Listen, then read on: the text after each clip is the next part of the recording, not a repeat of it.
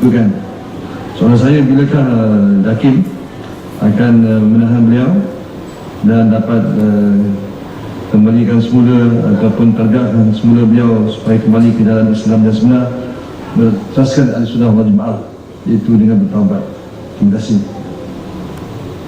Betul, terima kasih kepada Yang Berhormat kerana memanjangkan soalan pagi tadi. Sengaja saya tak jawab petang ni kerana relevansinya untuk menunggu soalan ataupun menunggu Yang Berhormat untuk tanyakan tentang hak pagi tadi ditimbulkan semula.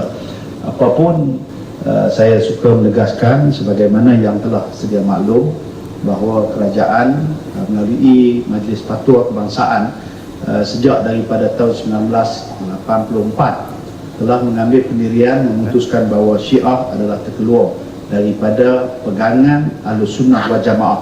Saya ulangkan, Syiah mengikut Fatwa 1984 adalah terkeluar daripada pegangan Ahlussunnah wal Jamaah.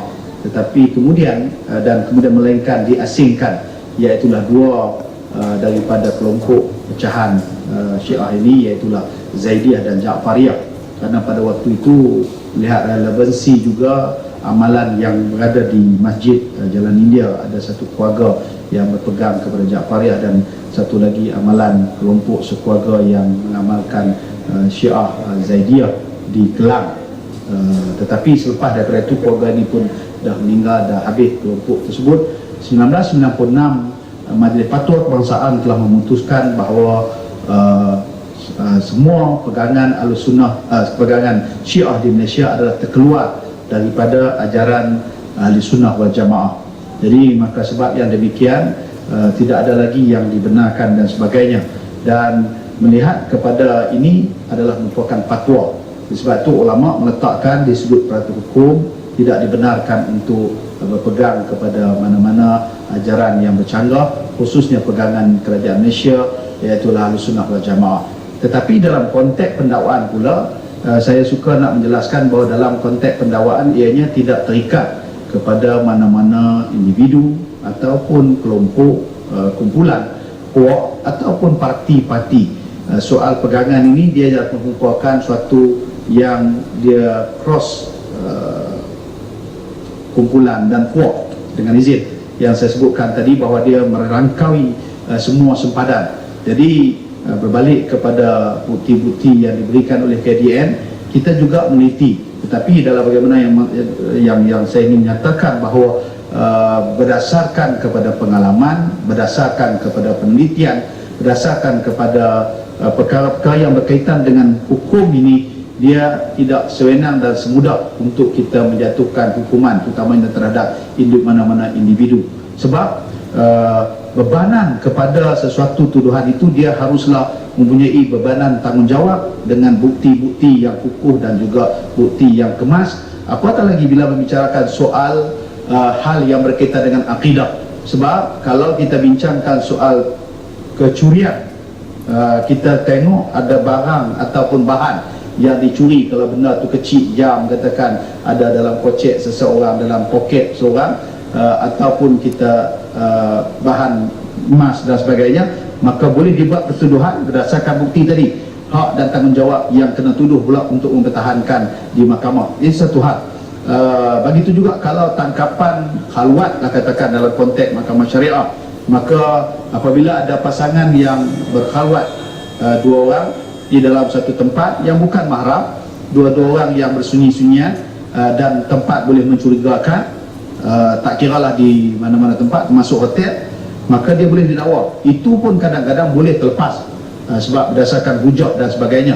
Tetapi bila kita bercakap soal pendakwaan terhadap kes yang berkaitan dengan akidah, maka bebanan tanggungjawab untuk pembuktian ini adalah merupakan satu bebanan yang cukup besar. Dan kalau tadi Yang Berhormat sebutkan tadi ada bukti apa, kelas A, saya juga ada terima juga SMS daripada kawan-kawan pula, ada tanya tu ni apa nama kelas A ni, dia macam grade telur ke apa kan, sebab telur grade A, grade B. YB Kamala pun senyum juga.